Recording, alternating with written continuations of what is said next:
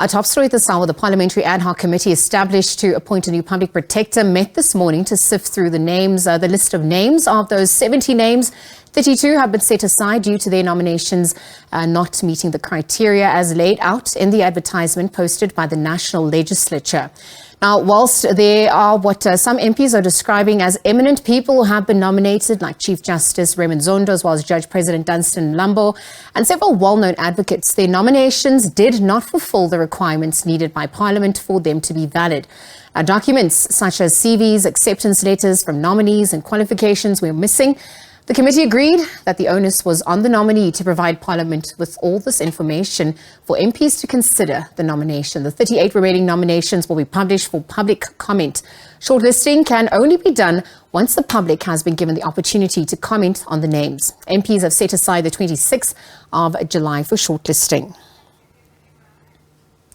Let's bring in our reporter in Parliament, Abra Barbier, for an update on the nomination process and the names that have been put forward for the committee's consideration. Abra, good afternoon. Thank you for joining us. Perhaps you can give us an update since the ad hoc committee's work, has started this morning. Perhaps what this means as we edge closer to appointing the new public protector.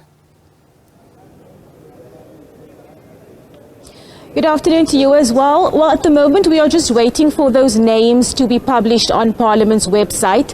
When I made contact with the committee staff earlier on, I asked them when can we expect those names to be up. And they said that they are pushing for the names to be on the website by the close of business today. And of course, then members of the public have around 2 weeks to go through the list of the names, and then they can comment on it at any point.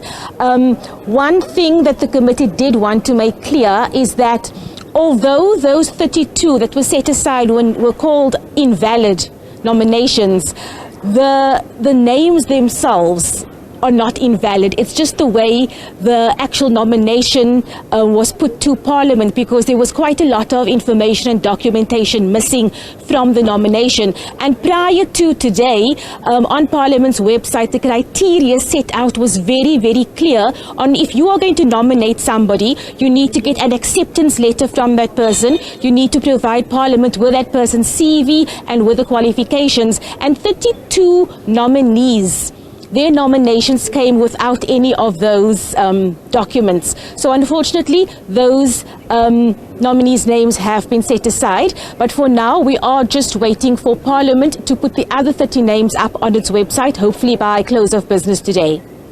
Abra, just very quickly, perhaps we can shine a spotlight on the work of the Chapter 9 institution to date. Perhaps the dynamics unfolding with the suspended public protector and how important their role is, perhaps going forward as we edge closer to the appointment of the new person in question at the helm of this Chapter 9 institution for the country at large.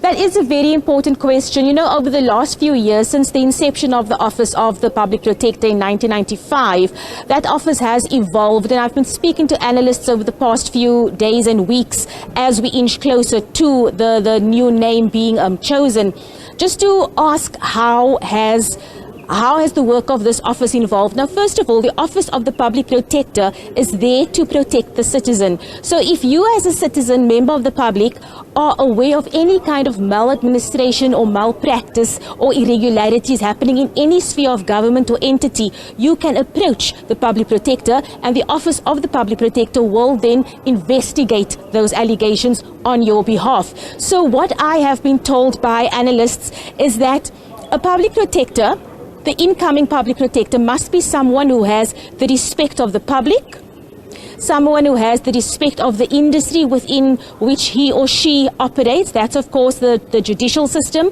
and someone who has integrity.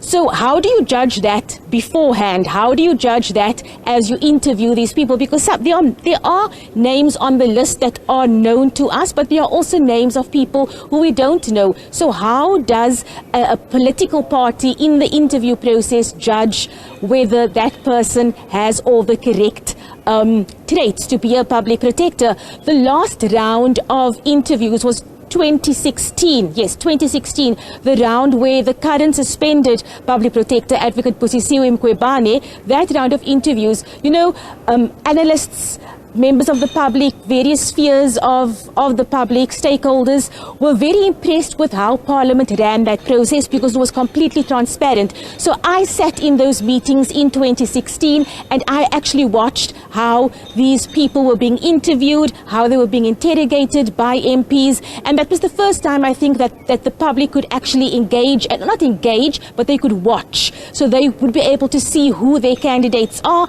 and what kind of responses the candidates were giving. But this is a very important office, and again, what all analysts who I've spoken to have said is that this person who's appointed needs to be someone of integrity, and it needs to be someone who the public can trust.